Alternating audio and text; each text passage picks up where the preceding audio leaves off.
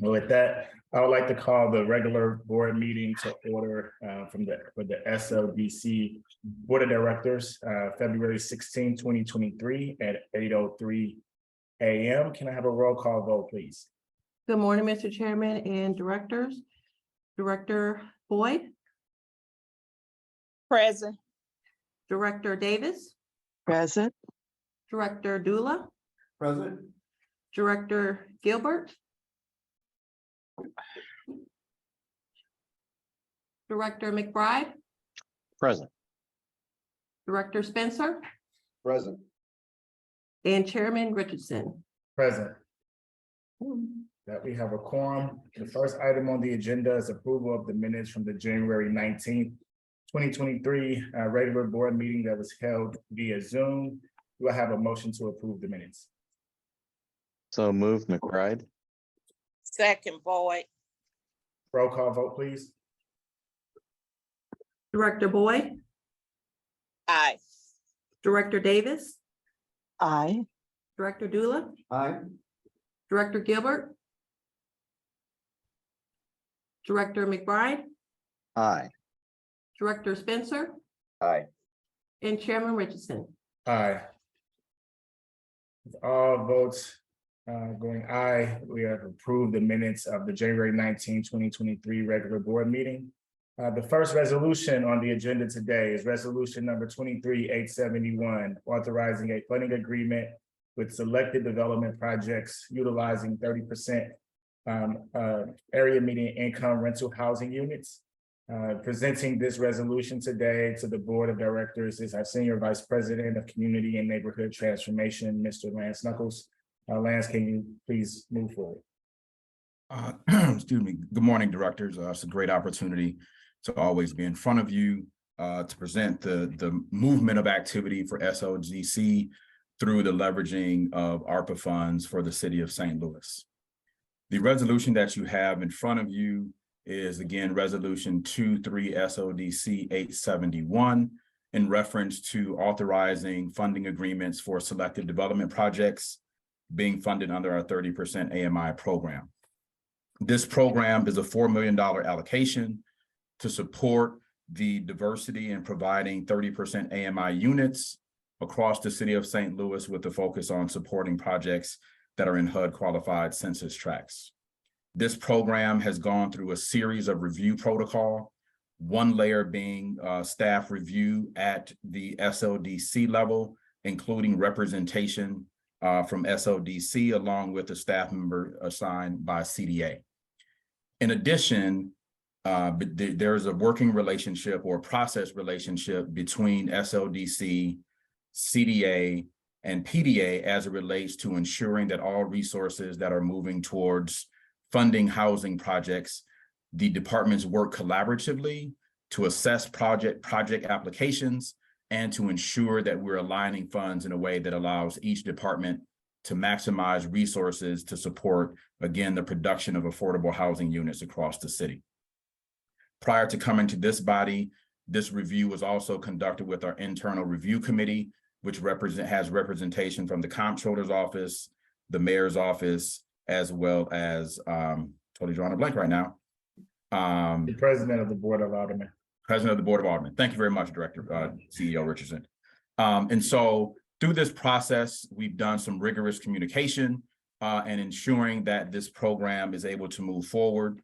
So I am in a position now to present to you a series of recommendations for you to support for projects moving forward. There are a number of projects still being vetted. And additionally, I want to provide you the background that the projects that applied for the 30% AMI, 4 of those projects submitted dollars or applications for MHDC funding, and other projects within this program have received funding that you identify within the resolution. And so this recommendation that we bring forward is about making a series of projects whole that can move these things forward. And so then I also offer the recommendation for you all to review Exhibit A, which is the list of recommendations for Cornerstone at $120,000, Preservation Square Phase 4 at $750,000, Hillbell Apartments at $500,000 and Northside Heights at $700,000, as well as residents at North Point. I do also want to make a public notice that one of our directors, Director Gilbert, did request some additional information. And within this, we do have programs that have secured some other funding from SLDC, and that is in the form of incentives. And Zach and his team did a phenomenal job keeping me up to speed on those projects that have received some consideration in that regard. And so the two programs that have received tax incentive in this program are Preservation Square Phase 4, as well as Hillbelt Apartments. And so I think this is another example of how SLDC is working across all of our programs and across departments to ensure that we're leveraging ARPA funds to its maximum. And so I present to you the opportunity for you to ask me any questions and then have you consider moving this resolution forward. Thank you, Mr. Knuckles. Again, this program was initially approved by the Board of Aldermen for SLDC to administer these funds and make them available for 30% AMI rental housing units. As you all know, as the directors and members of the city, residents of this city, we have a shortage of 30% rental housing units available. And even with the low income housing tax credit program, it's still very challenging to provide these affordable units at this level. So this additional level of subsidy provides opportunity for these developers and projects to actually make more accessible units available for those at the lowest levels of income level. So I wanted to make sure I stated that. With that, I'll open it up to any questions that any of the directors may have.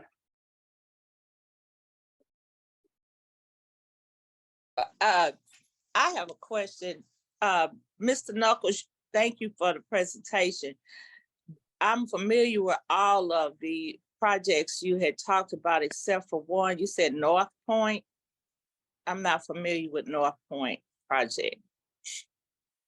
Yes, just Director Boyd, Residents at North Point is a project that provides a series of housing opportunities just, I would say, northwest of Vashon High School, an area that we're really excited about getting activated. As we know, that part of the north side could really benefit from some production of housing, as well as creating opportunities for families and students who are in close proximity of the Vashon School. And so that is a project that's led by NDC that has local partners, that has really strong support, and they've been moving really hard to get this project moving forward. So we're really excited about it to be able to recommend this project to move forward. Okay, and so you have to understand with elections and the war reductions and all the craziness, we're in the neighborhood mode. And so when you say North Point to me, that's a neighborhood. So that's why I was like, I don't know nothing about that neighborhood. Okay. Yes, ma'am. Yes, yeah, ma'am. I appreciate it. Yes, thank you. Director Spencer, I want to recognize your hand. Thank you. A great presentation. I think one of the main points is that this is money that's a gap filler for other projects that already have secured funding, and just how tough it is to produce 30% AMI housing as a single source subsidy. So I think this is a great use of the funds. One of the groups that I didn't hear his name was the Affordable Housing Trust Fund. I just want to confirm you've talked with them and understand how they're supporting these projects, and that these are funds that are that are complementary to the projects that they're funding, and there's some communication between those departments. Director Spencer, thank you for calling that out. That was communication error on my part. The Affordable Housing Commission is a part of the process of working through selecting projects and ensuring that we're allocating funds strategically. So I do apologize for inadvertently leaving them out of the interagency kind of working process that we have here at SLDC and with those other organizations. That's excellent. And it's an alphabet soup, and there's so many different departments, and you guys are really doing a great job collaborating, and without that collaboration, mistakes get made. So I'm really happy to hear that. Thank you. Thank you, sir. Director Davis. Okay, thank you very much. Great presentation.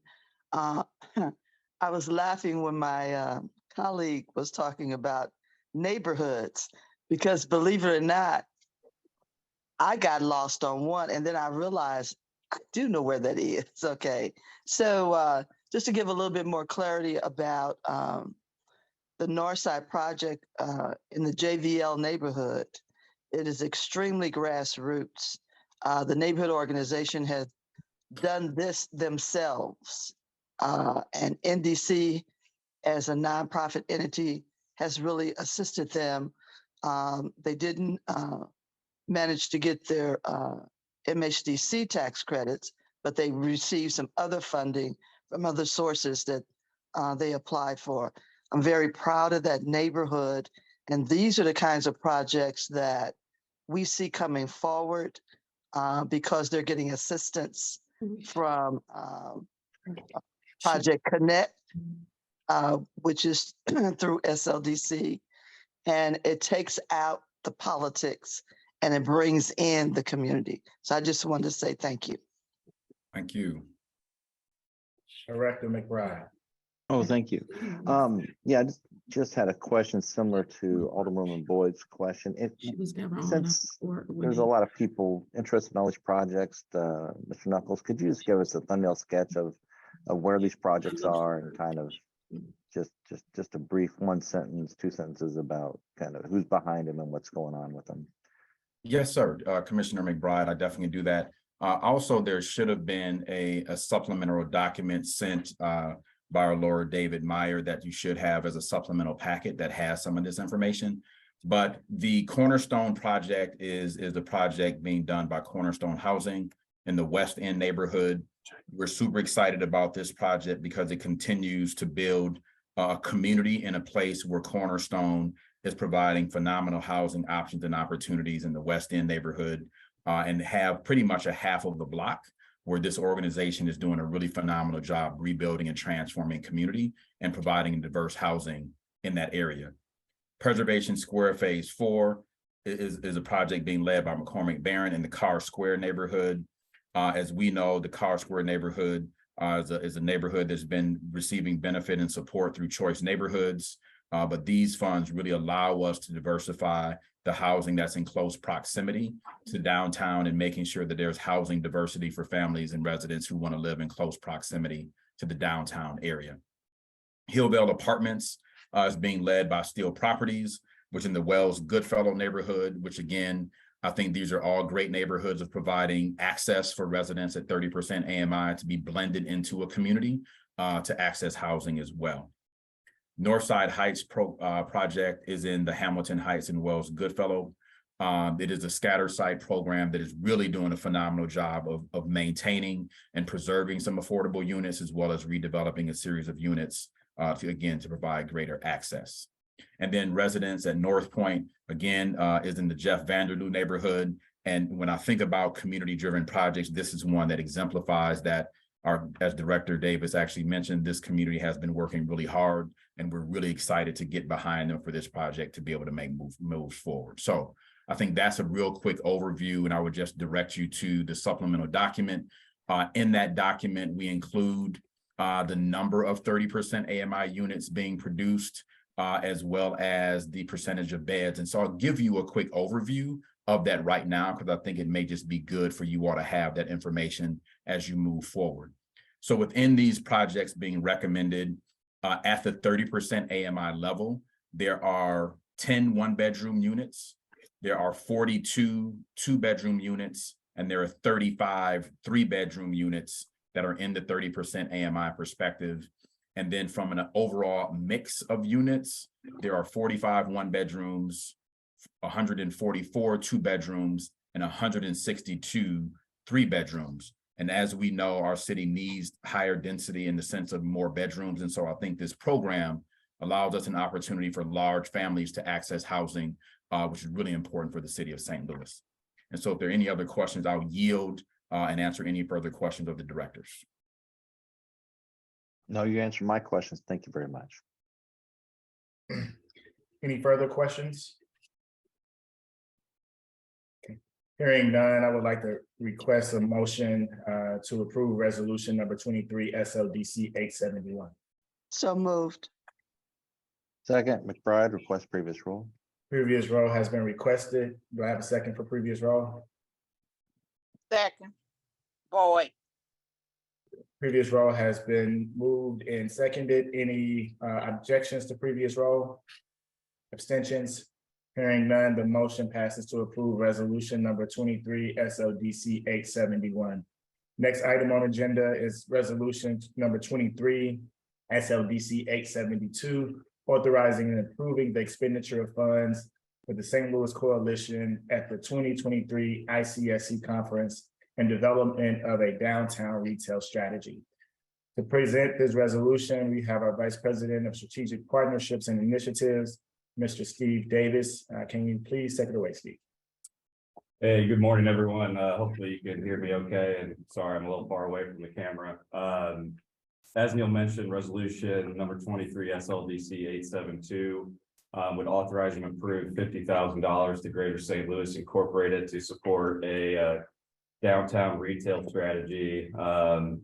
As most of you may know, Greater St. Louis Inc. recently hired Kurt Weigel as the chief downtown officer. And this partnership, we would work together to develop a comprehensive retail strategy for downtown and downtown west.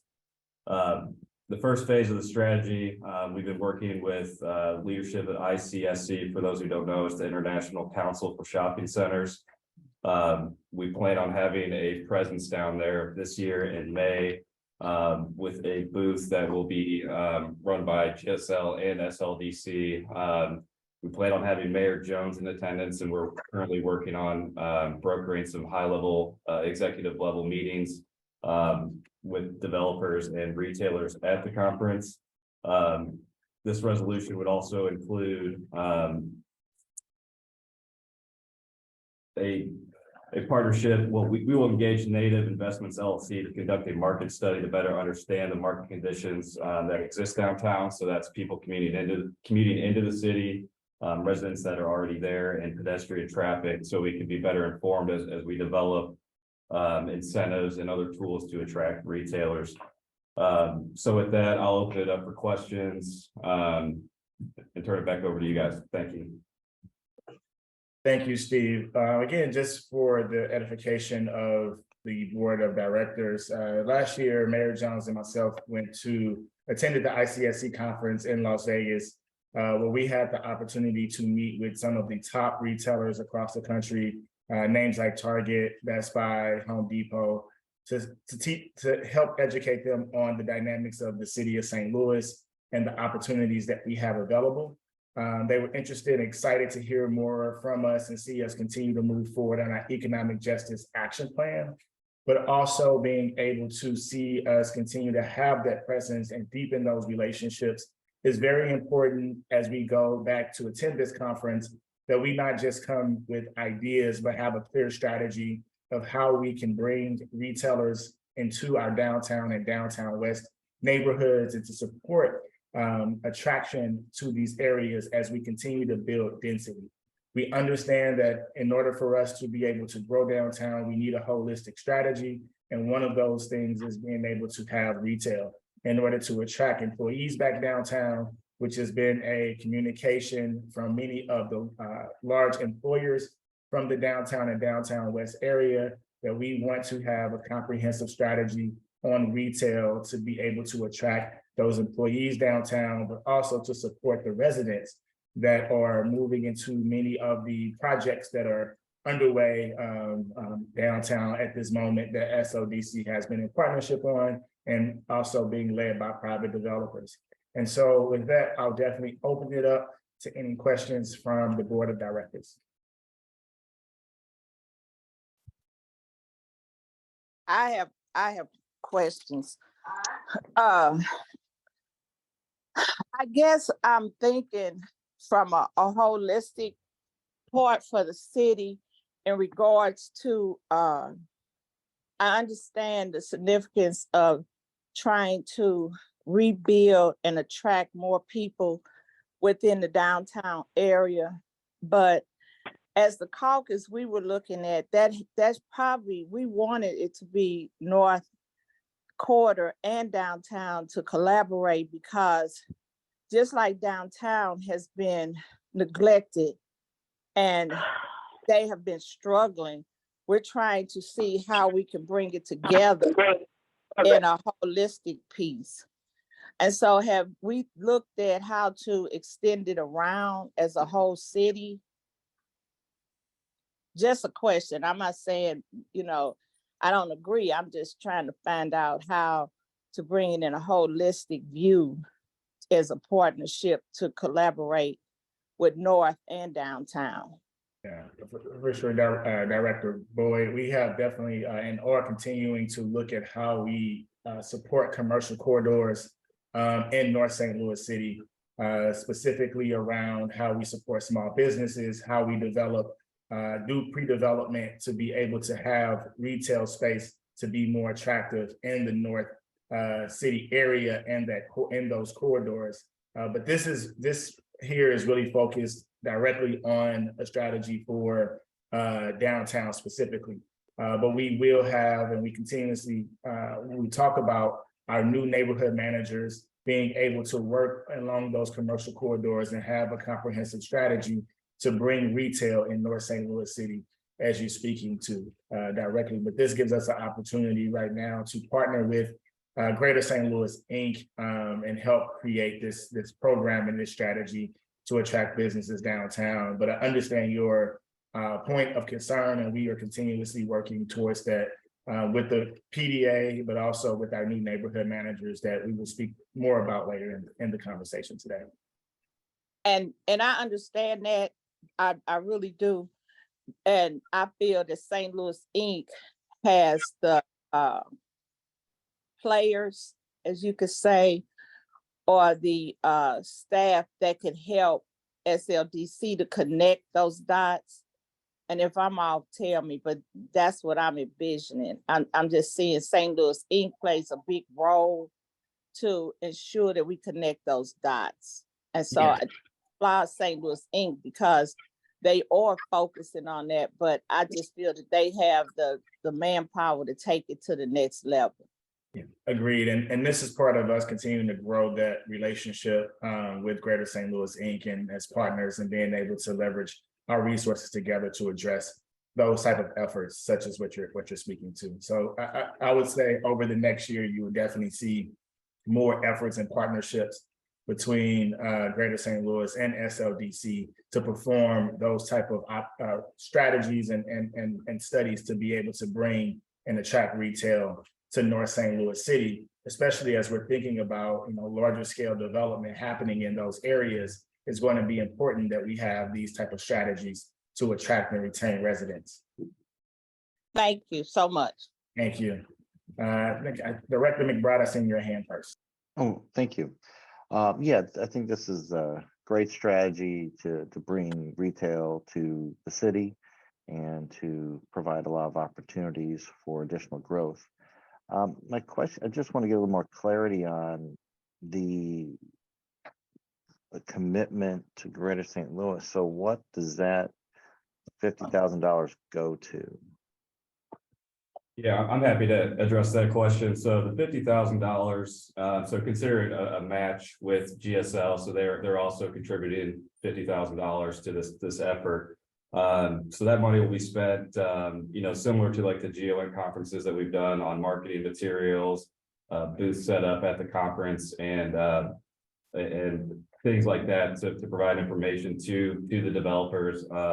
In addition to that market study that I mentioned through Native LLC, to help us be more informed about the tools that we want to use to attract these retailers. So hopefully that answers your question. Yeah, and Steve, I'm going to take your word on how to pronounce this Native Investments Yeah, Group. It's not really an intuitive spelling, but that's my best guess. Yes. Okay, and on that, who procured Native to do the study? Is that, are we the client? Is Greater St. Louis the client? You know, walk me through this whole, is that, and that's wrapped up into this $50,000. So I've got kind of three questions kind of directed towards that issue. If you could flesh some of that out. Yes, so Native would be a client of GSL. It's the cost for their services is around 15,000 for the specific project, but they'd be working directly with GSL as part of this effort, and they came highly recommended from developers who have done this before. So that's how we received their information. And then, so what does that, so what, but that's wrapped up in the 50,000, or is that additional cost, or are we gonna? Yeah, Are we gonna have to match something down the road? You know, I'm trying to look at the whole big picture here. Like, what is this piecemeal, or is this the entire universe of everything that's gonna be involved with this market study and the ICSC conference for this year? No, so it's included with the 50,000. So there's no additional cost for it, and it's kind of part of our strategy going down to ICSC to understand our market and be able to speak with retailers down there about the opportunities that we see. So it's part of the broad strategy here. And are we sharing that Native market study with potential retailers at the ICSC conference? I think that remains to be seen. We still have to meet with GSL and Native to fully understand when the study will be done. But as far as I understand it, we will be conducting that study prior to the ICSC conference. Yes, Steve, I can step in there because we've had some direct conversations with GSL about this, and Native will have the market study complete prior to us going down to ICSC. So if you haven't been down to this conference before or familiar with it, this is a conference. I have not. Yeah, it's about 40,000 people that attend this conference. It's the largest. I've been to a lot of different type of conferences in my days within the banking industry, and this is by far the largest conference I've been a part of. I mean, they have an entire showroom floor of developers, of retailers, of cities and counties that come out and try to really sell their city. These where a lot of the deals get done, where retailers come and talk to leaders, business leaders, public officials from their respective cities or counties to learn more about the opportunities that exist and why their city is where they should be investing their next project or store. And so this strategy actually will position us at SLDC in the city of St. Louis to say this is why St. Louis is the place for you and where opportunities exist for your company. I would say one of the conversations that have already been had is with the head of Target about the Midtown location that's coming, correct? And so what they want to see is progress and success from that store to be able to invest further in the city of St. Louis. So it compounds upon each other, deepening those relationships, showing success, and then those other retailers follow.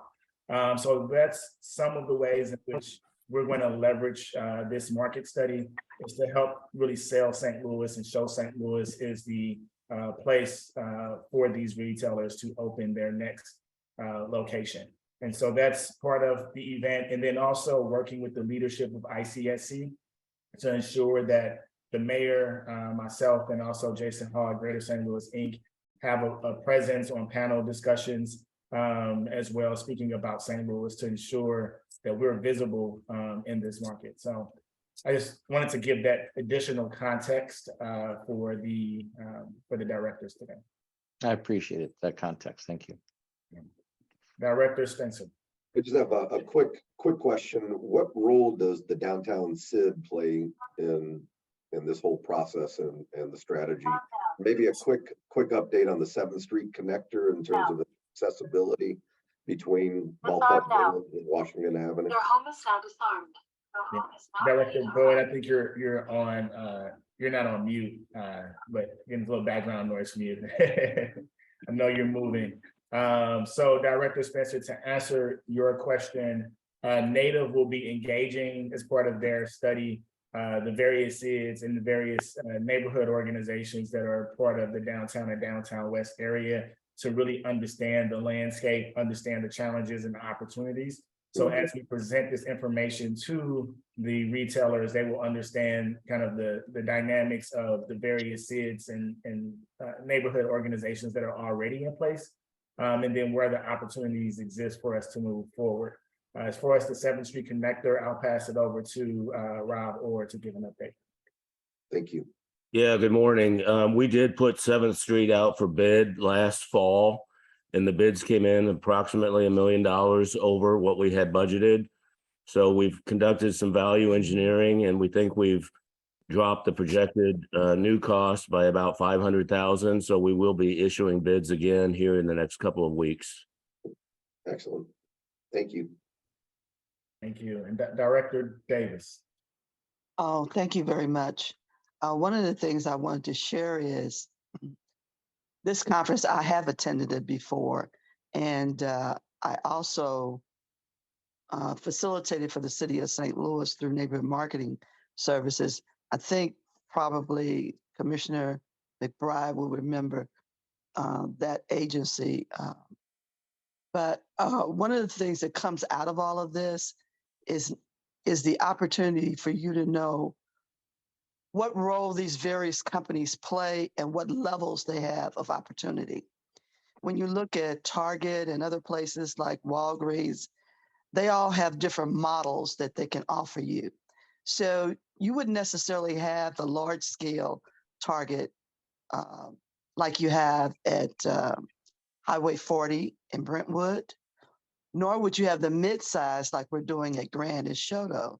But you may have what they call a community Target in a north side on the first level of a senior living building or something like that, or a smaller retail complex that maybe only has 6 or 8 businesses. So there's a lot to gain from this. There's a lot of good information. It's great, great advertising for people to see who we are and what we do. And I do appreciate the fact that you all are really good taking this to another level with Greater St. Louis Inc. And you're very serious about it. And just to give some clarity to how things happen in the different levels, we need to think about Clementine. Look at what they're doing. They opened up another store in North St. Louis. They're doing things different, even though they go to Kirkwood and everywhere else. They're looking at the entire region, and we have to help our businesses understand and believe that they can do it and support them to do it. Thank you.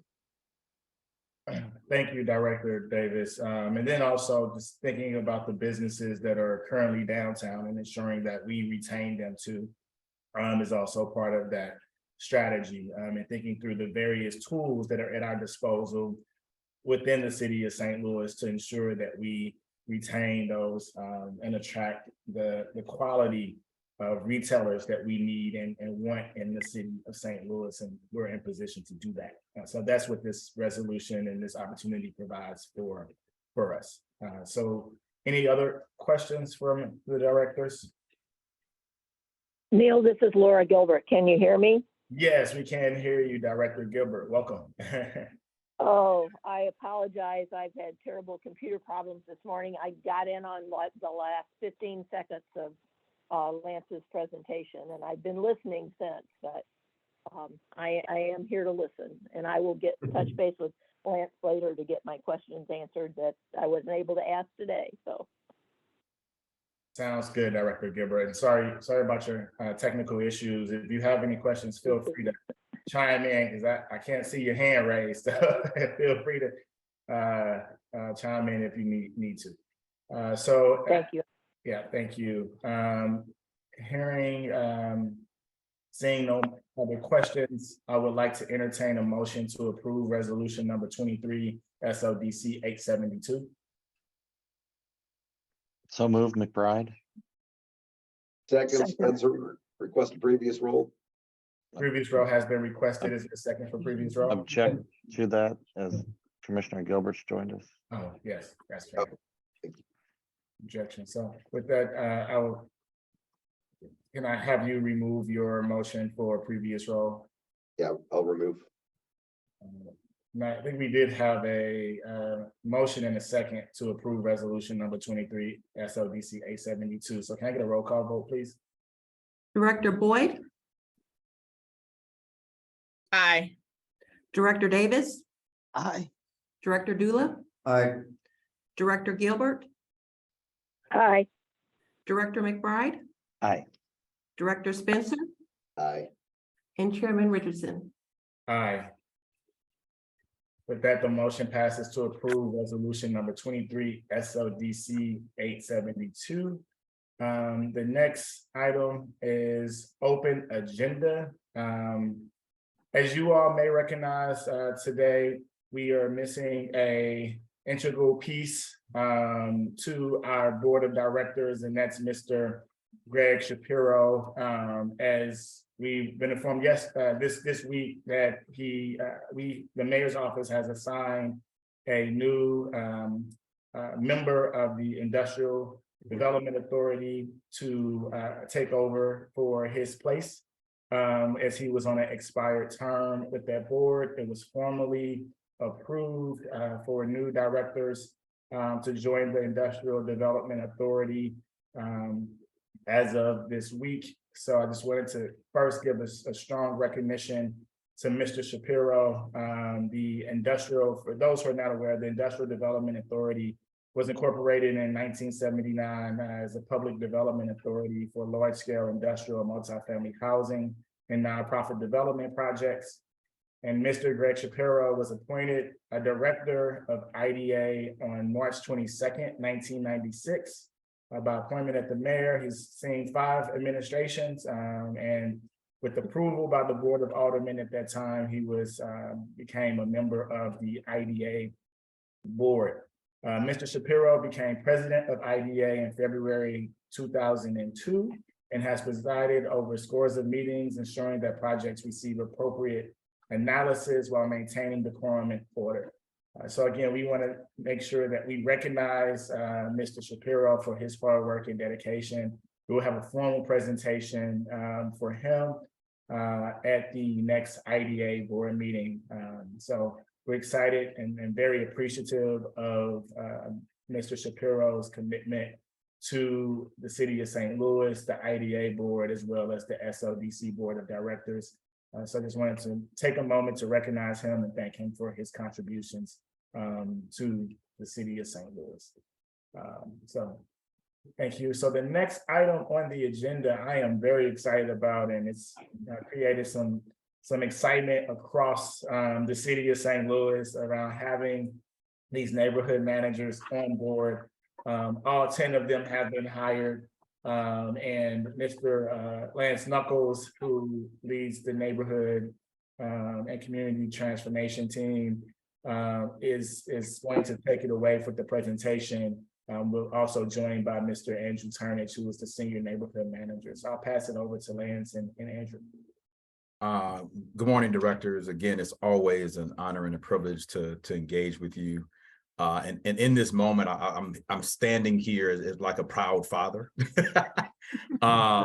having spent a good amount of time working in community, building relationships, identifying talent, to be able to have this opportunity to pull together a team, what I call neighborhood managers that have superpowers. But before I turn things over to Mr. Turnage, I want to just give a direct thank you to PDA for being a strong partner and ally with SLDC to allocate resources for us to thoughtfully consider how we put boots on the ground to work at a very neighborhood level, because we know that great cities are built up by neighborhoods. And so our ability to enhance our working relationship with communities and neighborhoods is really paramount to SLDC's success as we move forward.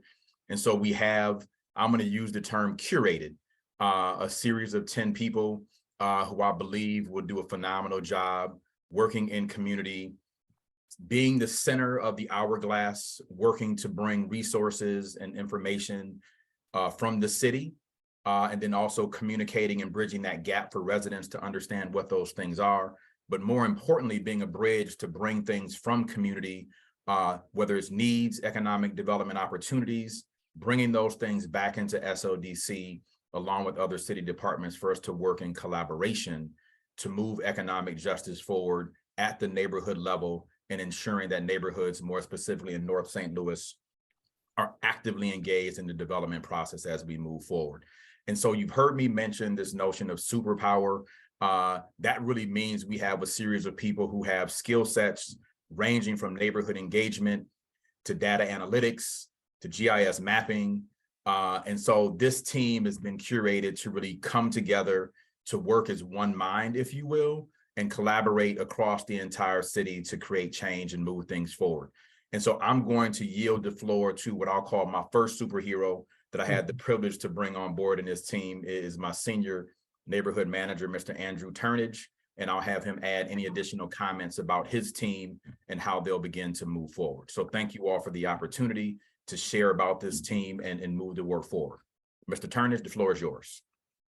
Good morning, directors. My name is Andrew Turnage. I'm the senior neighborhood manager, and it's an honor to present this team to you. It's been a team that's been in the making for a while, but it took some time to curate it, as Lance said. And with the notion of having superpowers, we insidely call ourselves the Justice League. And so we use our superpowers to provide services to the city of St. Louis. As Lance said, I'm pretty sure he's used the hourglass analogy in the past. We are in the center of the analogy of that hourglass, connecting the city, citizens, and residents to the resources that we have at SLDC, the city of St. Louis, and other partners around the city of St. Louis.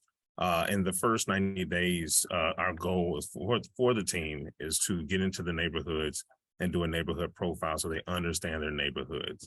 And so with that, we'll understand the resources we have, and then we can continue to be a resource for the residents and connecting them to the resources of the city of St. Louis. So that's kind of where we're at this point in this juncture in time. We have access throughout the entire city of St. Louis, so we do have access points for everybody. And so directors, I'll add a few more minor comments, is that it is our intention. The team is hosting a interagency meeting coming up here on February 21st with department heads across the city, as well as their managers and directors, to really begin to use Project Connect, which you all know is a neighborhood planning process in 6 neighborhoods around the NGA site, as a proof point of how collaboration can happen and bring city departments together to support the neighborhood planning process moving forward. And so they'll have that event on the 21st. Alderwoman Boyd and Alderwoman Davis, post elections, there will be an intentional engagement with all the incoming aldermanic leaders around doing meet and greets and things of that nature, but more specifically, being able to share this team's kind of high level work plan around what they will be doing and how they do it. We will also be communicating into the community a series of protocols so folks can really understand how this team will move and try to manage expectation, because I can tell you now, we launched this team at noon one day, and I think by 3 o'clock in the afternoon, the team each probably had over 30 or 40 calls. And so we're going to try to set some expectations to give this the Justice League at least 24 to 48 hours to respond, because we know that this team is going to be in high demand. So we want to be mindful of setting realistic expectation for this team to respond to our great city. So look forward to more information. We'll make all the information available to you directors, because as champions for SLDC, we want to make sure that you're equipped with information about how this team will move and act on SLDC's behalf in community. So again, thank you all for the opportunity, and we look forward to having the Justice League serve you well. No, this is great. Thank you, Lance, and thank you, Andrew, for sharing the Justice League with the city of St. Louis. And I've already started getting positive feedback from folks in community, but also I think one of the things that Andrew or Lance didn't speak to directly is we were also being proactive with engaging businesses. So it's not always us fielding calls. They're out actually canvassing. So I had a story from one of the neighborhood managers. They knocked on the door of a business just to say, hey, introduce themselves. And they was just so excited to see that the city was there to engage with them and have a conversation, just to know that we're here to support you and help you and be at your service. So I think that's one new thing that we are able to do now that we have the resources, being able to be more proactive in community, being present at neighborhood meetings, being able to speak directly to the resources we have available. And then as Lana spoke to, this is not just SLDC, but other city departments and the resources they have available as well. And they're in constant contact with them. So any new programs, initiatives, they should be aware of and being able to provide that information to the residents and the businesses that we serve. So I'm really excited about this team. Director Davis, I see your hand. I am sitting here just smiling because this is incredible. And I've had a phone call and the question was, Ms. Davis, did you know these people out here coming from the city? Is that okay by you? It is absolutely, positively okay. And what will happen as we move forward, like we did with Project Connect, the community will be more empowered. The community will be more educated. The community will be more of a voice on behalf of the city. And so I'm happy. Thank you. I'm just very, very happy. Thank you. Director Spencer. First, I'll just point out how professional looking this document is. And I just said it another sets the standard for professionalism for SLDC and your work going forward. So I think, you know, that's a great step forward. This is very easy to understand when you're reading it. As a community development corporation executive director, I need to take the moment just to make sure that the neighborhood managers connect with the CDCs throughout the city, in addition to the neighborhood associations, and make sure that all of the neighborhood plans as they relate to the economic justice plan are considered, because that's what we all want to get back down to. A lot of community engagement has already been done and they're in the plans. It's now time to implement that.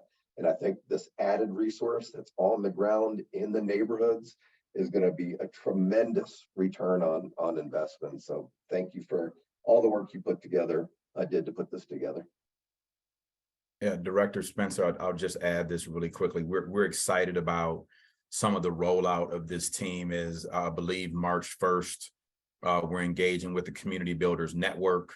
We're coordinating with SLACO and their partners through Project Connect. We're beginning to meet with those neighborhood organizations. And I think for us to really maximize this team's capacity is starting some introduction with larger groups so that all those groups can meet the entire team to be able to build some of that capacity and awareness. And again, so the team can leverage one another to move forward. But we've already had some really good conversations with the We Collaborative as they're moving their plan forward around how neighborhood managers will partner with them. And Sean, Director Spencer, will definitely have some very thoughtful conversations with you, specifically in the work that you're doing and leading from a CDC perspective. And so we're really excited about that. And in partnership with CDA, there is a funding, ARPA funding allocation that'll be going live here in the next couple of weeks, which will be a $20 million allocation that will support CDCs and neighborhood organizations and community-driven projects at a neighborhood level. So we're excited to be able to start to promote that RFP that'll go out for neighborhoods and CDC. So Director Spencer, just want to make sure that your organizations and partners like you are aware of those things as they get rolled out. Yeah, and that's a great point about CBN. I think that's an awesome place to start. Thank you. I think that's it. Any other questions, comments? Okay. Thank you, Justice League, for the presentation today. The next item of open session, can you please pull up the slides again for me, Sarah?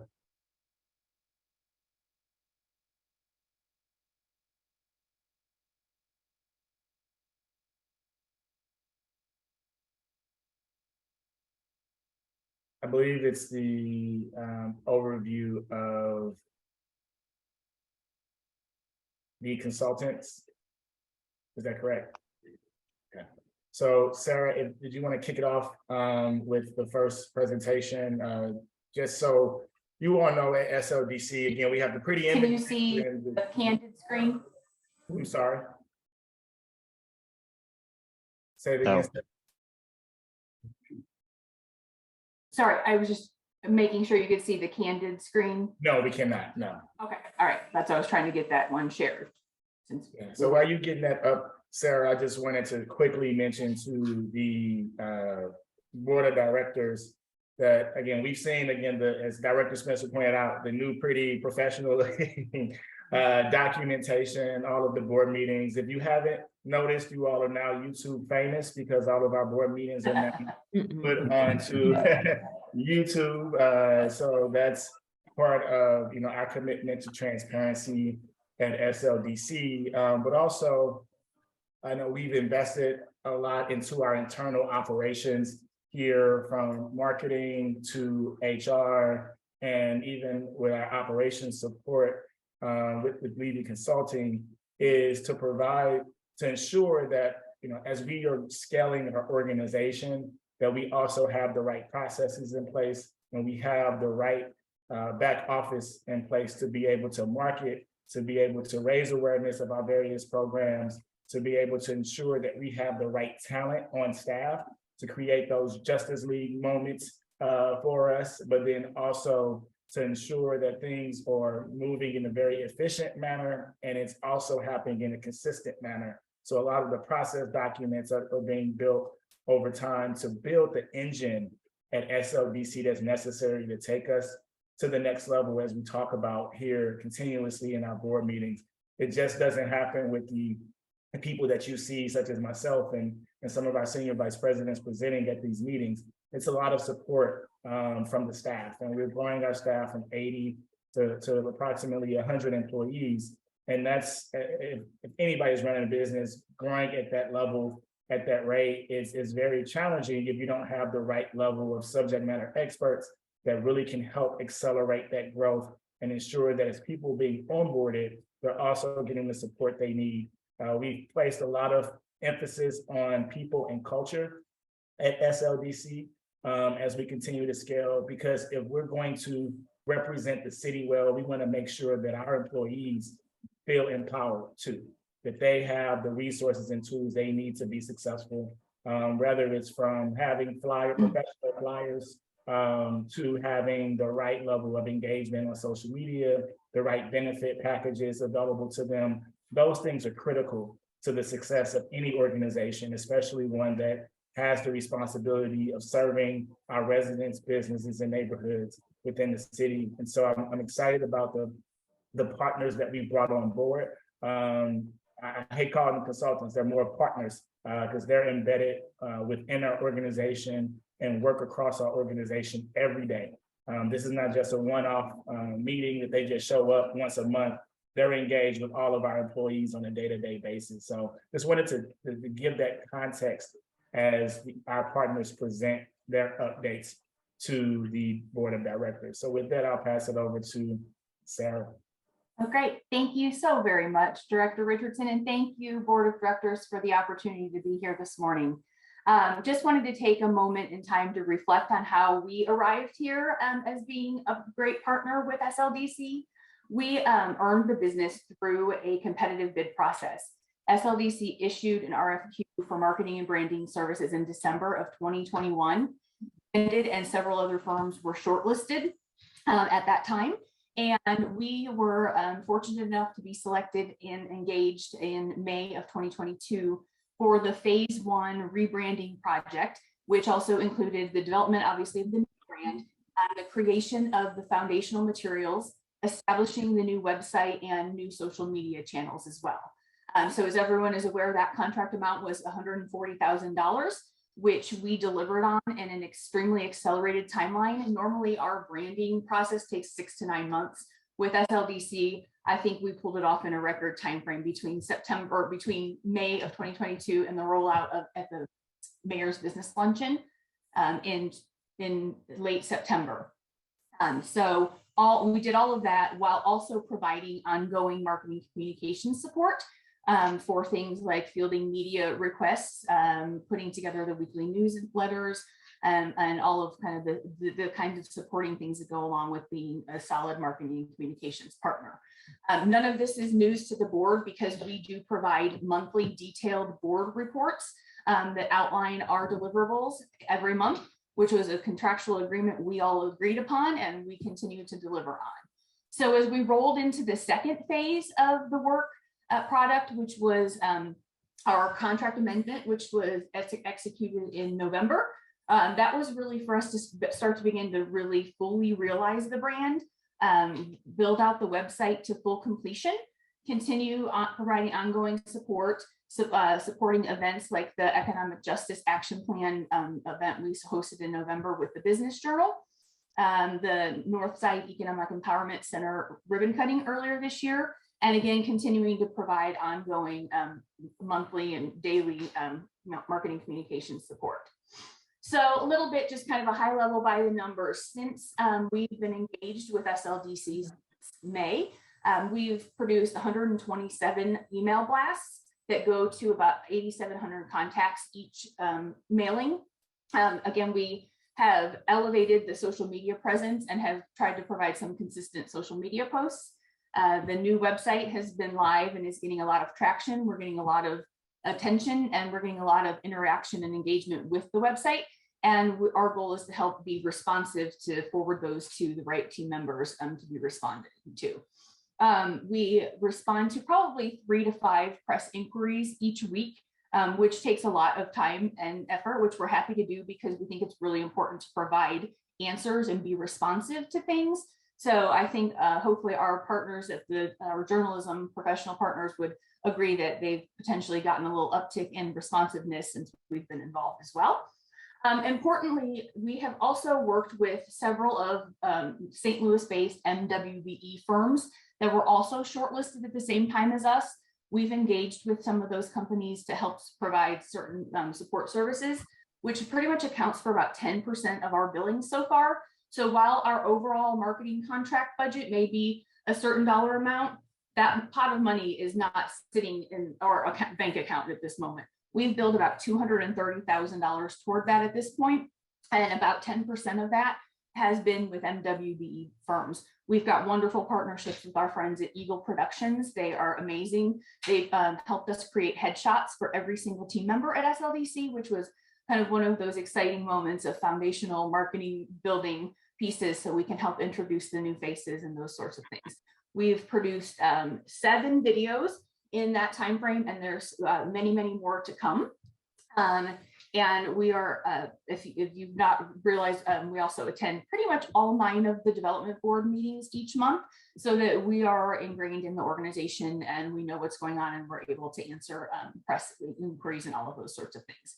So as we look to really move into the activation phase of our marketing planning and doing some proactive work, we are excited to be in conversations with the St. Louis Business Journal to put together some proactive marketing and advertising schedules and some additional events, in talks with the St. Louis American to also start to, potentially place some advertising that will help get some of the messages and the programs into community. And as we've also continued to help with supporting the efforts of rolling out the neighborhood managers. Of late, we've also been working really closely with Lance and his team on the new LRA materials, and look forward to continue to develop that program. So kind of all of that in closing, we are proud to be a part of this organization. We are proud to be a part of the transformation of this organization. We are committed to the work that is being done by SLDC. We're passionate about it. We may sit on the other side of the state, but we feel like we are right there with you all day, every day. We work with everyone on every member of the staff, every department on any given day, multiple times. We are engaged. We are here for you, and we're excited about the future of continuing our partnership and starting to see the real change that's going to be happening in the city of St. Louis. So with that, I thank you again for the opportunity to be a part of this exciting St. Louis, and we'll open any questions if anyone's got any for us. Thank you.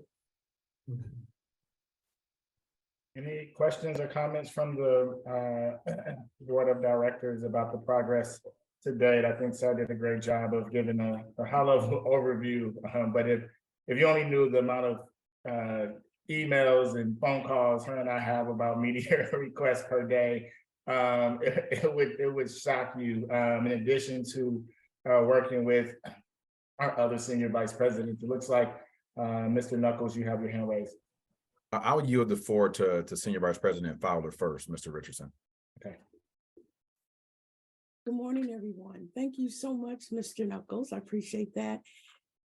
Not that my opinion matters, but I just want you guys to know that I have to let you know how responsive Sarah and Becky are with my team. We were kind of the first ones out the gate with asking for media, asking for bios, asking for things, and they have just been a wonder to work with.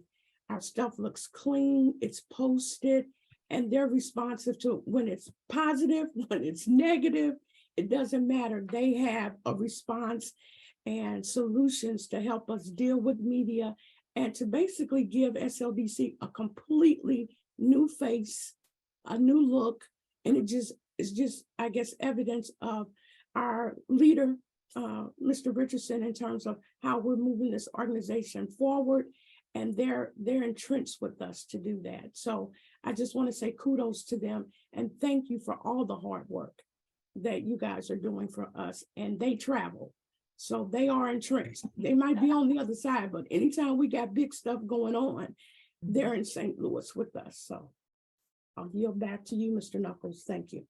And so this may seem like this may be a candid love fest of sorts, but I have to also contest as a senior vice president for this organization. Candid has been legitimately an operational partner, working alongside my team. As you all know, Mr. Director Richardson mentioned, LRA is going through its first transformation in its history. And so they have been in close proximity, working with the pain of the fine point details and really going through documents multiple times to ensure we're getting things right. So we're transparent. And so I just really want to say that I think there were comments made about the presentation that we presented today. I just have to say that, but for Candid, we would not be able to look so well for you all in presenting information. So I just want to say kudos to the Candid team for making us look good, but more importantly, making this organization look good in the market. And yes, Candid does respond to things and send emails at some interesting times, which also says that I'm up working and our team is up working at interesting times. But it's just a testament to our commitment at SLDC to be responsive in ways that allows the city to know that we are seeking to really respond and be partners as we move forward. So again, I just want to give that second amen, if you will, to Candid and the work that they do for SLDC.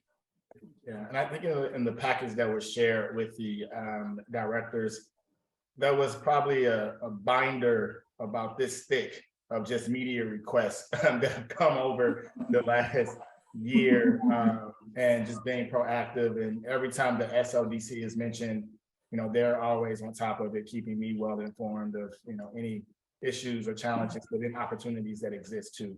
So always, I mean, as you all know, we've had some very public challenging issues with the development processes and those sort of things.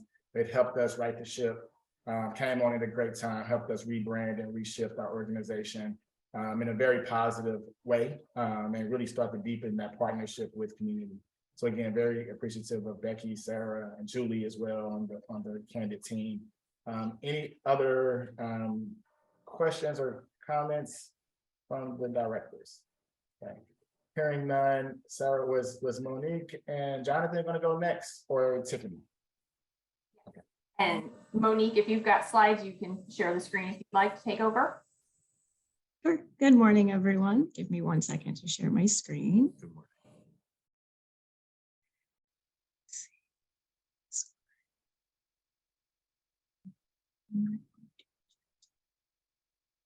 Okay. Can everyone see? Take that as a yes. Yeah. Okay, so good morning once again, and thank you for having myself and Jonathan, aka my husband, join you this morning. I do apologize for his tardiness. Someone had to take our daughter to school this morning. So as you all know, we were hired to evaluate SLDC's existing strategies as they relate to internal processes and procedures. This presentation provides just a brief overview of projects we thought were necessary to talk about during this meeting. However, in the board packet, you did receive a more full report. And please know, as always, as we tell the team, anyone else, we're happy to answer any calls or emails about the work we do. So please feel free to reach out at any time. I'm sure Neil was probably like, don't tell them that, but I am available and happy to talk about the work we do. So by taking a comprehensive and systematic approach, the goal for us is honestly to drive long-term growth and stability for the team. As I always tell them, eventually, Jonathan and I do have to go away. This work is for the SLDC team and for the community at large, but we are consultants, so we can't stay on forever.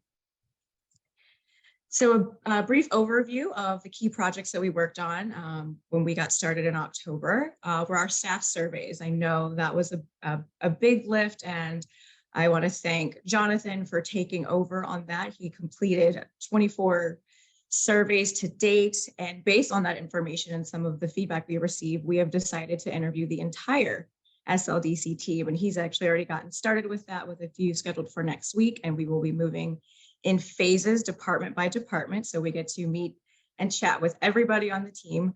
And these staff surveys are actually outside of any one-on-one project or other meetings we have with staff. So as I'm sure you know, we talk to everyone fairly often. Another big project, which everyone is aware of, is the org restructure. We did make a recommendation for removal of a position, and it was truly based on information and factual feedback that we received from the team and an understanding of the work that needed to be done and some of the roadblocks that were happening. Sometimes when roles and responsibilities are divided into silos, communication and creativity can stifle, and we were seeing that happen. And honestly, the team is doing really well. They're communicating, and people are honestly reaching out to us unprompted when they have a question or sometimes just to vent. But those venting sessions really do help people solve problems. And so we are happy to be that ear for the team. And one of the things that we are extremely proud of was the culture shift that is currently happening at the beginning of December. Candid and Tiffany, we all decided that an info retreat was not what the team needed. The team really needed to come together and be one, get to know each other, and honestly be told thank you. The SLDC staff is probably one of the hardest working, if not the hardest working group of people in this city, and I'll even say the county. And it's because they truly care about the work they do. They are passionate, they want to see change, and they really all believe in Neil. And that appreciation event was heartfelt. There were tears of joy. There are people walking up to Neil and other people in leadership, thanking them for feeling seen. And sometimes a simple thank you is all everyone needed. So I think we went a little overboard with the thank yous. However, everyone's very much looking forward to this year's appreciation event. And it shows that organizational culture is a big part of what can push a team forward. It's the long hours, and it's the people who go the extra mile or send emails way later than they should, coming in on the weekend. They're happy to do it, especially when they know it means something. And so our upcoming projects that are just a few to list, we will be finalizing the procurement and grant administration process and procedure. In fact, David Meyer and I have a call right after this meeting. We will be establishing the timeline and rollout for Salesforce and Incentives Dashboard. I talked to Zach yesterday, and Steve and I text often. We'll begin the next phase of staff surveys. Those are happening next week. We'll be updating the job description format and then creating new job descriptions for the roles outlined in the new org chart. We will be finalizing the org chart and reporting structure. The SVPs currently have the final confidential draft of the org chart, and we are awaiting their feedback that's due by next week. And then we will be working with Neil and Charlie to ensure accurate and timely submission of the department budgets. So those are just a few of the projects that we're working on currently. And then as far as the end, I would love any feedback requests from the board of directors, how we can better serve you all. I put Alderman, I apologize for that, but them too, on how we can better serve you, how we can better do the reports so you have less questions for Neil, or you can come directly to us, and then just questions and comments. No, thank you, Monique and Jonathan. That was a great overview of some of the work that you all have been leading to date, but also as we continue to restructure and really start to build some efficiencies through SLDC. It's going to be critically important to have operations support in place. And I think one thing that I didn't appreciate enough prior to coming into this role is that SLDC, as the umbrella 501c4, serves 9 various development boards. We staff, we provide the organizational support, administrative support, back office support, procurement, marketing, advertising, communication for all 9 of those boards, plus the TIF commission. And so as you think through the nuances of one organization and one entity, SLDC is a true corporation that manages several different kind of subsidiaries that support the overall economic development activity of the city of St. Louis, and it requires us all to be working in tandem. And as you can imagine, if you have these various organizations with different goals or missions all towards one goal of advancing St. Louis forward from an economic development standpoint, we need to have consistency. We need to have some transparency and accountability for our team members as well. And that's really where I think Monique and Jonathan has been very crucial, is not having documented processes leaves a lot open for discretion, but it also removes the sense of accountability. So having these new processes in place allows for us to communicate to the team when we have a goal or objective or an assignment. We can say, this is the process for doing that. And if you don't follow that process and something goes awry, we have something to hold everyone accountable to, including myself, as we move forward.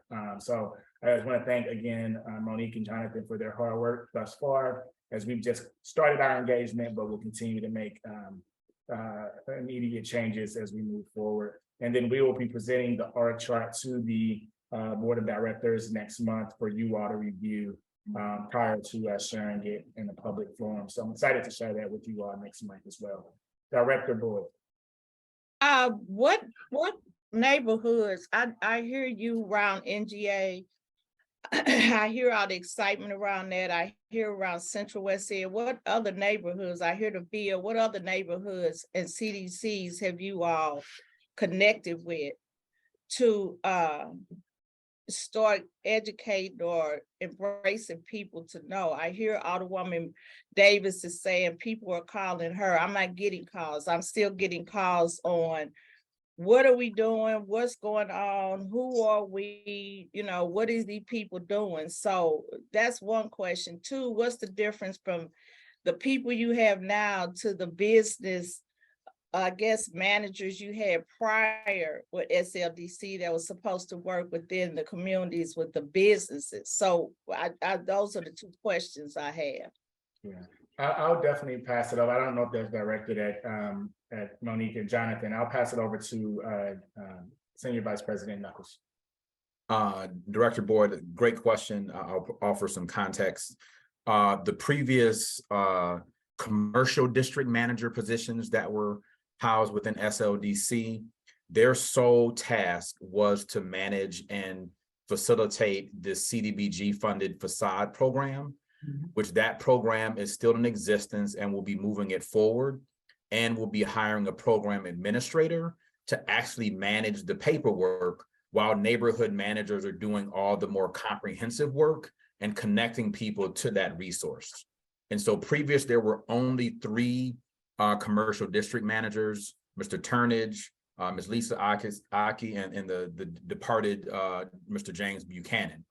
And so the neighborhood management team works in a much more comprehensive way than the commercial district managers worked. I would say, as it relates to being able to do more work in your area, we are working now to get, again, the neighborhood managers on board and starting to work in the Baden neighborhood and engaging with neighborhood organizations. I think Mr. Turnage mentioned in his notes earlier that in the first 90 days of the team work, they will be engaging specifically with neighborhood organizations to build those connections and start to understand what's going on. And so Director Boyd, I mean, I think the other piece is we're making stronger connections with neighborhoods through the LRA process and starting to get out into neighborhoods and really inform people what the new protocols and practices are to ensure that residents have access to consistent and transparent information. And so they're coming. Some neighborhoods, we had team members hired on before others. And so there is a little, I'll call it imbalance, where some neighborhood work had started to happen where we were gradually onboarding this team. And so now we're full tilt, and you will see an increase of activity with neighborhood organizations in the northwest part of the city. And I don't mean to poke the bear, but I'm poking. Poke away. I'm gonna poke this bear. So my question is, you called out Baden organization. It's other organizations and partnerships within the North Quarter that I don't hear those names being called. And so you're relying on one organization to tell you who these people are. And that's not okay with me. SLACO is not the only people that know where these organizations are. So again, my question is, who is reaching out to these people, and when will that start in the North Quarter? So I'll respond very directly, Director Boyd. I think the names that I mentioned were not necessarily that there was the only folks that are being engaged. So the neighborhood manager in that part of the city is Ms. Chavette, and she's in the process of starting to do that. We're leveraging the Vacancy Collaboratives partnership map that has a list of partners across the city that is going to be their starting point to start to engage to any of those organizations that are there, more specifically working with the CDCs and their partner organizations. So anyone that you think is more important to really engage sooner, by all means, both Andrew and myself and the team welcome your thoughts and perspective on organizations that are doing good work that we need to engage. And so I think that's the way we want to move forward. And so it's not intentional to mislead anyone or to start someplace. If you have folks that we need to talk to, by all means, as a director and also as a member of the Board of Aldermen, we'd welcome some guidance and direction from you about who they should engage with first. Thank you. Yes, ma'am. Director Davis, I see your hand raised. I needed to bring some clarity to this, and I wanted to assure Alderwoman Boyd that this program has actually just been launched. So we do have to give them an opportunity to get on the ground and in the neighborhoods. The only advantage that we have that you have heard in the presentations, Project Connect was already in operation for about almost 2 years and working in conjunction with the NGA and that community. So those particular neighborhoods have been in a process like we are going to roll out for the rest of the city. So there's no preference being given. There's nobody being left out. The staff that has been hired, there's, I think the longest one out is only about 30 days, 45 days maximum for your 10 persons that total have been hired. The one young lady, and I never get her name right, so I'm not going to try, that was in charge of Project Connect, has an advantage and has the opportunity to help those that are coming on board. The other part to this too is that we also have another process that is going on in communities through the planning department. And so there are people who are working in neighborhoods who are helping community people look at who they are, what their boundaries are, working with their neighborhoods to determine, are they all that different? Or do we really need to have a Forest Park Southeast and East and all those different, do we really need all that? Or could we just have a Forest Park neighborhood? So there's an awful lot of things going on all at once. And what I like about it is residents are very, very happy about it. And as all of this is rolled out throughout the city, this is where we're going to strengthen our city. We're going to have the ability for not just St. Louis Development Corporation, but CDA and every other major entity that provides services and or funding to really help grow and improve this city. And the major players in all of this will be residents, not aldermen, not anybody else, but residents. We're going to educate and empower residents. I'm excited about it. And what's going to happen is alderpersons are going to work better too, because they're going to have more help with residents being more educated and having more buy-in.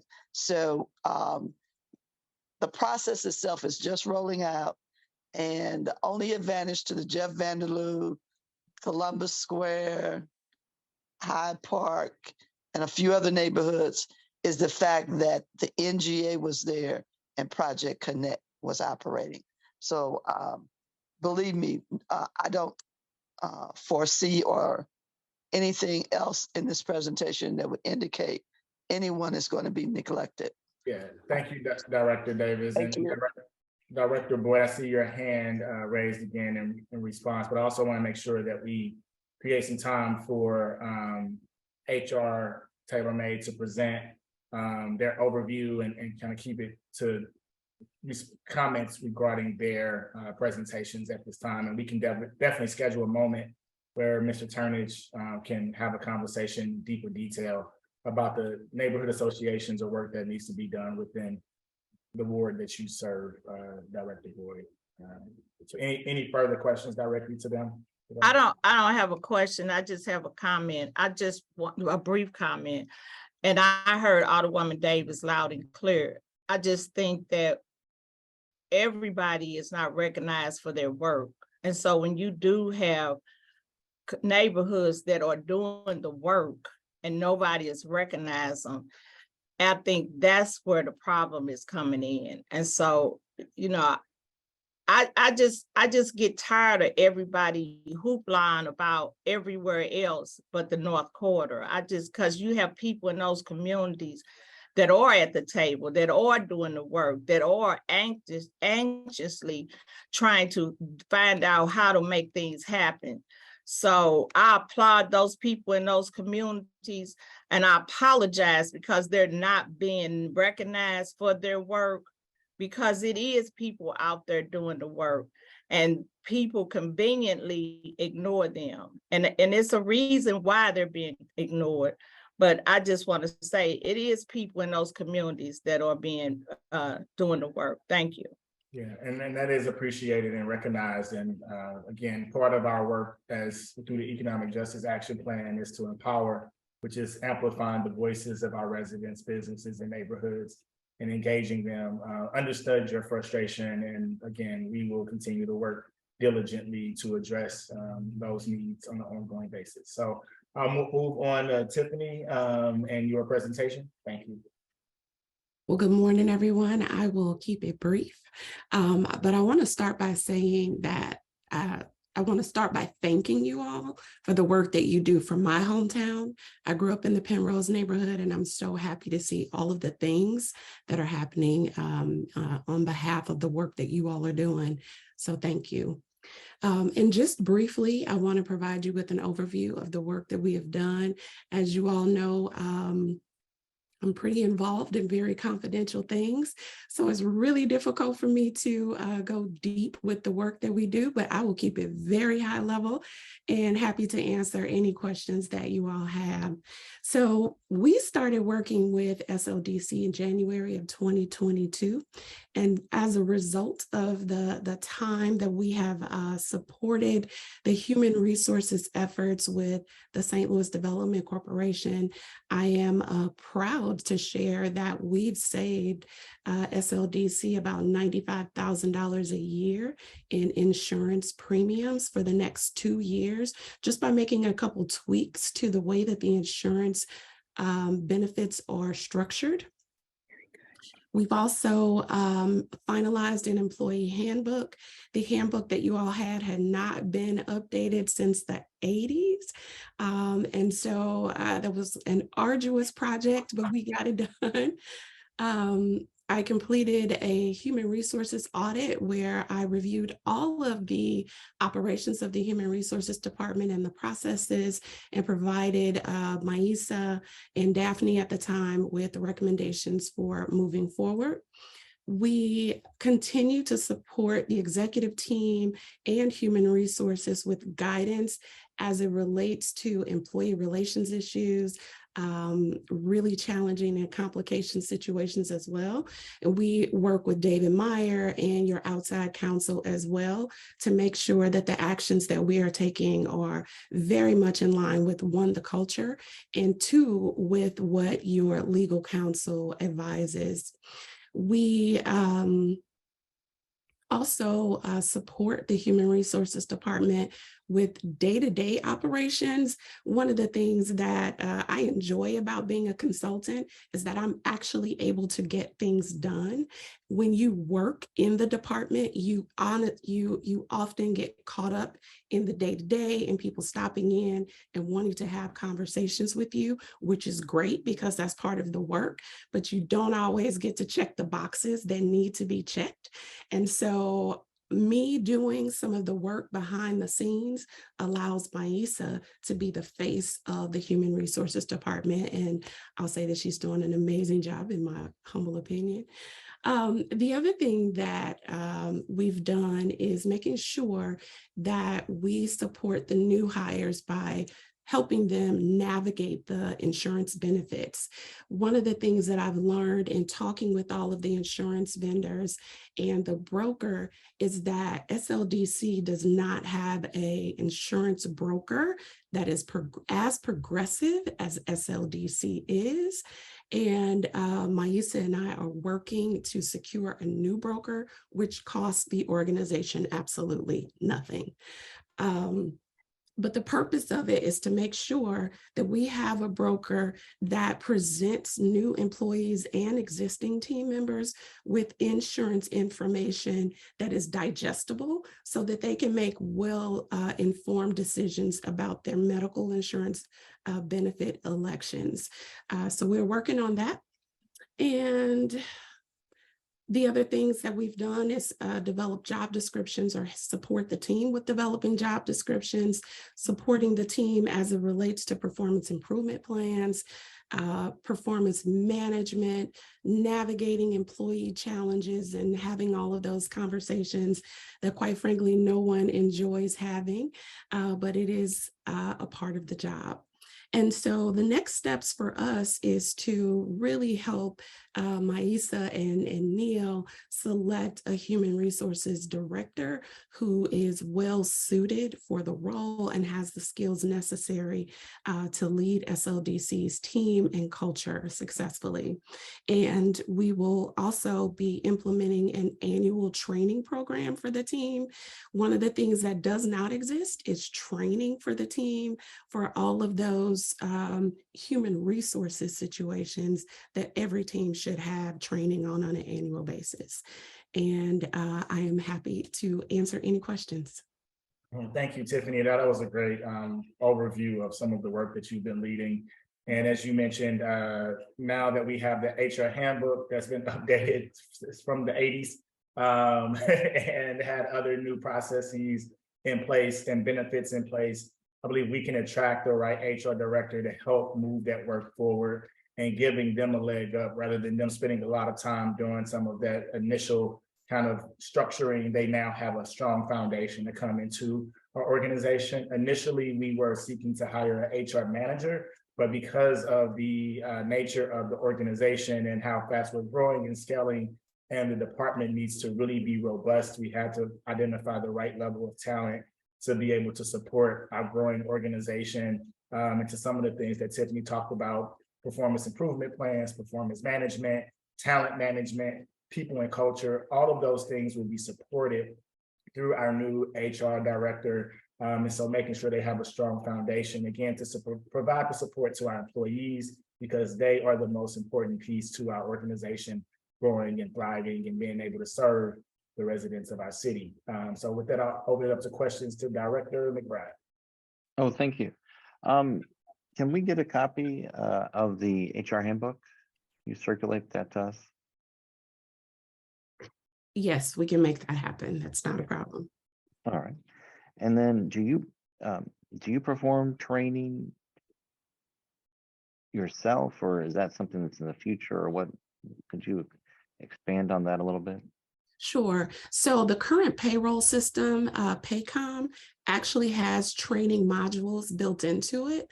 And so we're actually reviewing those to see which ones we should be assigned to the team. So it wouldn't be an extra cost. They're actually paying for it right now. And it's just a service that is not being tapped into. Okay. And I think I know what you're getting at, Director McBride. It's kind of more of the training for the talent management. Is that what you're to? Yeah, so we're actually having conversations with Levy Consulting as we're doing the organizational restructure. And as we bring on the new HR director, they will be having more focus on talent management. And one of the considerations is having someone dedicated to people and culture. And that will be inclusive of training and kind of leadership development as we continue to grow our organization. So we'll hear more about that as we continue to structure the organization in a way to best support our employees and our operations. So. All right, thank you. Any other questions? Okay, hearing none. Last but not least, Mr. Wilson, please, we keep it at high level of, I'm sorry, do we have the disparity study first, maybe? Okay, so let's try to keep it as short and sweet as possible, Ms. Fowler, on the disparity study, because I know we've already talked a little bit about it, but I wanted to give you an opportunity. No problem. Yeah. I can do that, Director Richardson. Chairman Richardson, sorry. Good morning again, everyone. Just wanted to give you a quick update on how King Independent Research is doing with our disparity study. As you can see, they've created this fact sheet that should be in your packet that basically shows we just had our first public meetings on Tuesday and Wednesday of this week for the community to come and ask questions, talk about issues or problems that they want them to address and think about as they are doing this disparity study. I will remind you that this is a joint effort between St. Louis City and St. Louis County. This fact sheet has a hotline number, it has the website, it has an email, and it has contact information for the city and county for anyone in this ecosystem that has questions, want to give us some feedback. And just real quickly, they in this meeting that we had, they kind of outlined their timeline and where they are going next. Now that we've had the public meeting, they're getting ready to start their surveys and their focus group interviews with the contractors that are certified, non-certified.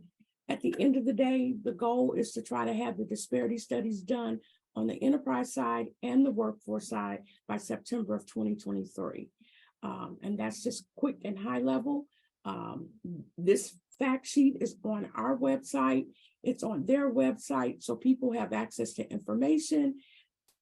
They can do it anonymously. No one has to know who they are, but we just want you to know if there are people in your communities that have something to say about how the MBE WBE program is being ran. This is an opportunity for them to be able to have their voices heard and give their feedback. Is that short and sweet? Yeah, that's short and sweet. Thank you, Stacy. Okay. Any questions or comments about the disparity study for Ms. Fowler? Okay. And now we'll move on to Mr. Zach Wilson, VP of Incentives. Can give a brief high-level overview of the incentive process and kind of the next steps there. Good morning, directors. Thank you for having me. I'll be brief because I probably presented this multiple times to many of you already. You could just tell me to be quiet and move on if I go overboard on a couple steps here. Back in 2021, late 21, we contracted with Baker Tilly, a national financial planning firm.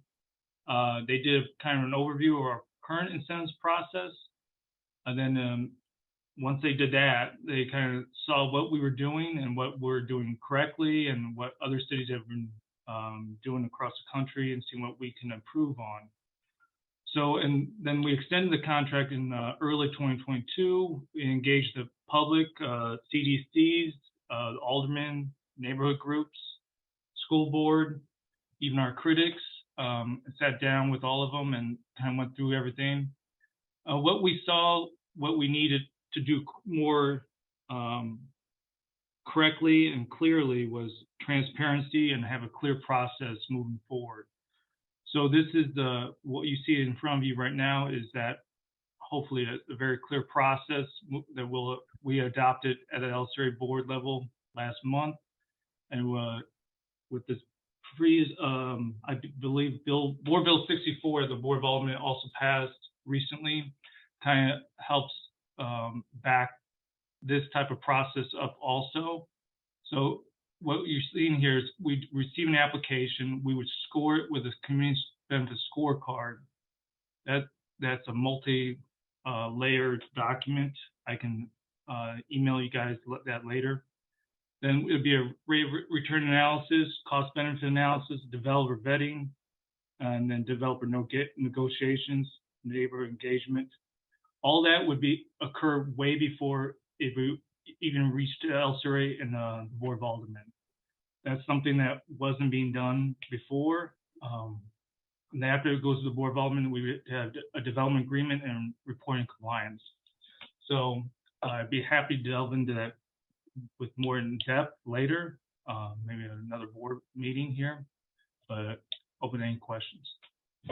Thank you, Zach, for this quick presentation. I know, again, many of you are already familiar with the scorecard and the new process that is being rolled out. I'm also very excited about the new application that will be online for developers to be able to complete, and we'll be rolling soon. So very excited about that opportunity.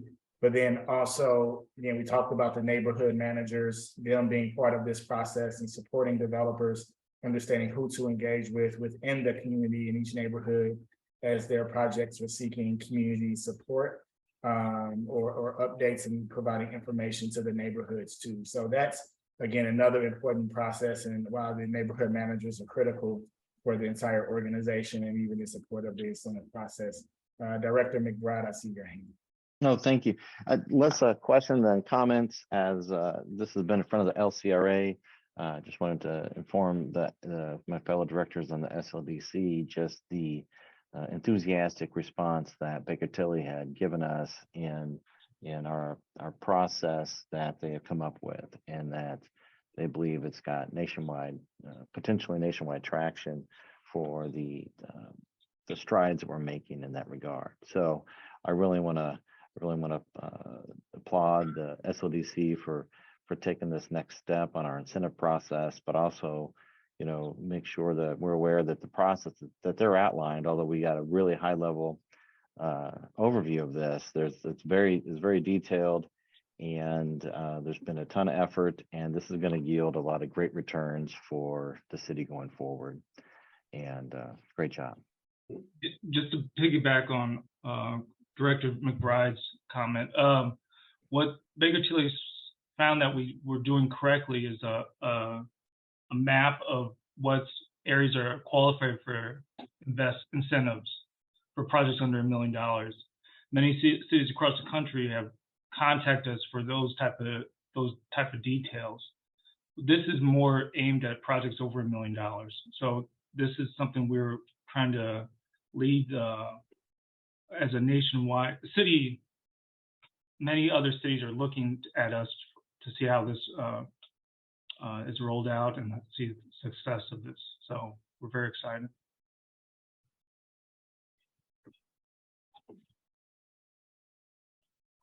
Director Spencer. Quick comment on the process overview. The second part there is the community benefits scorecard. I think it's worth noting that process of community benefits has been negotiated on a neighborhood by neighborhood, board by board, block by block effort over the years. So centralizing that through SLDC, I think, is a huge win for the city And I just think that, you know, overall, it's a wonderful new process that's going to have some clarity for developers who want to invest in the city. And again, I thank everybody for their work on it. Yeah, and I think that's a great point on all sides that stated here is this process, it's actually making it more efficient and more consistent.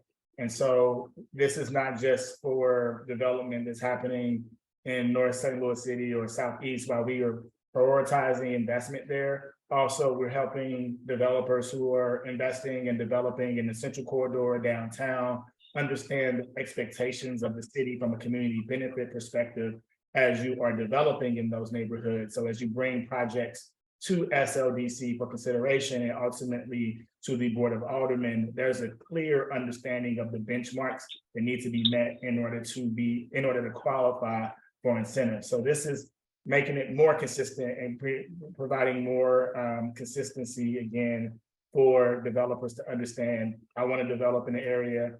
What do I qualify for? What do I need to do in order to qualify? So I'm excited about that certainty that we're providing to the market, hearing that feedback from the development community, from the business community, and being responsive to that is what SLDC is all about. And Baker Tilly has been a strong partner in helping us deliver on that. So Director Spencer, I appreciate you and your contributions and always ensuring that, you know, we're moving the ball forward and keeping everybody in the same realm as we keep things going. So thank you.